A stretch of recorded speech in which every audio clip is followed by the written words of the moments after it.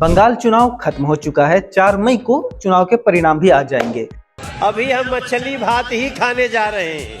लेकिन इस बार का बंगाल चुनाव याद रखा जाएगा अपने खास चुनावी प्रचार अंदाज के लिए। अब जहां हर जगह का चुनाव हिंदू मुस्लिम के मुद्दे पर लड़ा जाता है, भ्रष्टाचार और विकास के खोखले दावों पर टिका रहता है, वही बंगाल का चुनाव मछली के मुद्दे पे लड़ा गया। इस चुनाव में झाल मुड़ी, मछली और कमल के फूल ने खूब सुर्खियां बटोरी। लेकिन अगर सबसे ज्यादा किसी ने सुर्खियां बटोरी है पूरे देश भर में, तो वो है सयानी घोष। कि मानते हैं मोदी जी आप में बहुत दम है, लेकिन ममता बनर्जी किसी से क्या कम है। खेला होगा, खेला होवे। अब मोदी जी ने जहां झालमुड़ी खाकर वाहवाही बटोरी, अनुराग ठाकुर ने सोचा कि मैं क्या करूं, तो उन्होंने मच्छी खाते हुए अपना वीडियो बनाकर वायरल करवा दिया। और बंगाल में मछली के प्रेम का आलम आप ऐसे समझ सकते हैं कि बीजेपी के उम्मीदवारों ने हाथ में मछली लेकर गली गली जाकर मछली दिखाकर वोट मांगा है कि भैया हम माछी भात खाने वाले हैं, हमको वोट दीजिएगा। अब मछली इस चुनाव की आइटम गर्ल थी। जैसे स्त्री 2 मूवी में आज की रात गाने में तमन्ना भाटिया ने गर्मी बढ़ा दी थी, वैसे ही बंगाल चुनाव की गर्मी इस मछली ने बढ़ा दी। और बीच में अगर कहीं भी कुछ कमी महसूस हुई तो सयानी घोष ने अपने भाषणों से, अपने तीखे भाषणों से गर्मी का पारा कभी भी नीचे गिरने नहीं दिया। कि अगर समय चला गया तो साधना नहीं होगी, अगर भक्त रूठ गए तो आराधना नहीं होगी। और 3 से 300, 3 से 240 के आंकड़े बोलते हैं कि इस बार जो आप चले गए तो दोबारा लौटने की संभावना नहीं होगी। अब इसी परिस्थिति में मोदी जी की झालमुड़ी वाली एंट्री इस प्रकार से थी जैसे बॉक्स ऑफिस पर धुरंधर की सुनामी आ गई हो। मोदी जी के झालमुड़ी वाले वीडियो ने व्यूज के सारे रिकॉर्ड ध्वस्त कर दिए। तो एक तरफ जहां मोदी जी ने झालमुड़ी से दिल जीता, सयानी घोष ने अपने भाषणों से दिल जीता, वहीं पर हिमांता बिस्वा शर्मा ने एक अलग कारनामा कर डाला। हिमांता बिस्वा शर्मा ने ममता दीदी को मछली खाने के कंपटीशन का इनविटेशन दे डाला। आओ देखते हैं कौन कितना मछली खा सकता है। मैं दीदी को बोलता हूँ, दीदी आप एक दिन मेरा घर में आ जाइए, नहीं तो मैं आपका घर में जाऊंगा।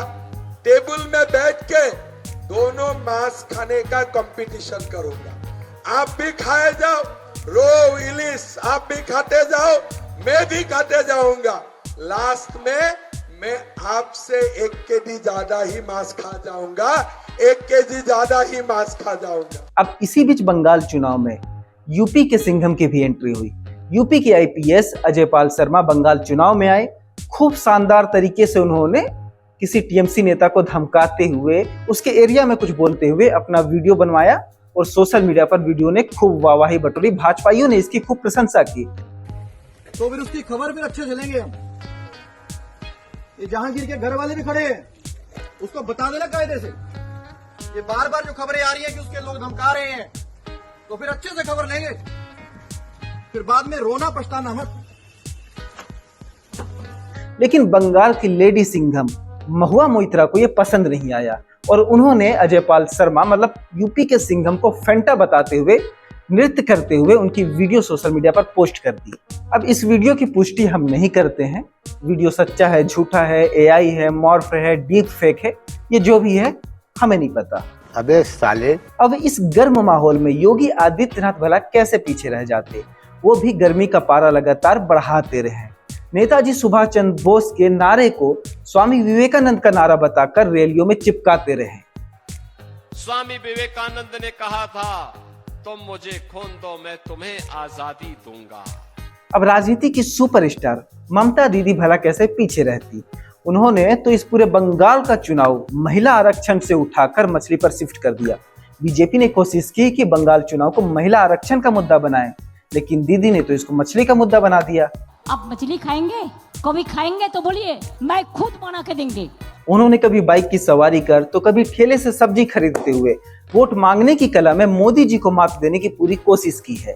अब इसी बीच चुनावी माहौल के एंडिंग से ठीक पहले रवि किशन की भी एंट्री हो जाती है। बीजेपी प्रत्याशी के समर्थन में वोट मांगते हुए वो कहते हैं कि अगर बीजेपी को वोट नहीं दिया तो सनातन खत्म हो जाएगा। ठीक है, तो यहाँ का सनातन खत्म हो जाए। अब ये चुनाव अगर हाथ से आप लोगों ने उमेश भैया को वोट नहीं दिया, क्यों रक्षा न करी, ये हम दावे के साथ कहें। अब कोई उनका ज्ञानवर्धन करे कि आज तक बंगाल में कभी बीजेपी की सरकार नहीं बनी है, लेकिन आज भी बंगाल में सनातन है रवि किशन तो हर लहंगा उठा दे रिमोट से आगे बढ़कर पत्नी के पैर छूने तक तो आगे बढ़ चुके हैं, लेकिन फिलहाल वो राजनीति के दलदल में गिर चुके हैं और धर्म को राजनीति से दूर नहीं रख पा रहे हैं। पैर छुए लेना, हम छुईला और सबके बड़ा विरोधी लोग के बड़ा कष्ट भई, और क्यों नहीं छोना चाहिए? यही लक्ष्मी है, वही देवी है। हमारे दुख में जब मेरे पास पैसा नहीं था, मैं जब सिनेमा में स्ट्रगल करता था, वो गरीबी में मेरी पत्नी मेरा साथ दी, तो मैं क्यों नहीं उसका पैर छूना? वो छुआने नहीं देती, वो जब वो सो गहरी नींद में रहती है तब हम उनका पैर छूते हैं। और छूना चाहिए, ये विरोधियों को भी छूना चाहिए जो महिला के विरोधी हैं। बड़ा ताकतवर तब रवि किशन बनेंगे, तब विश्व जानेगा आपको। अब आपके काम। तो बहरहाल बंगाल चुनाव की ये पूरी समरी रही कि किसने किस मुद्दे पर वोट मांगा, किसने वोट मांगने के क्या तरीके अपनाए और किसने किसको फेंटा बोला और किसने सनातन खत्म होने की चेतावनी तक दे डाली। जनता को आप मूर्ख समझना बंद कर दीजिए। इस प्रकार की बचकाना बातें किसी के गले नहीं उतरती, लोग मजाक उड़ाते। इस बंगाल चुनाव का आपका फेवरेट मुद्दा क्या रहा? अपनी राय हमें कमेंट बॉक्स में जरूर बताइएगा।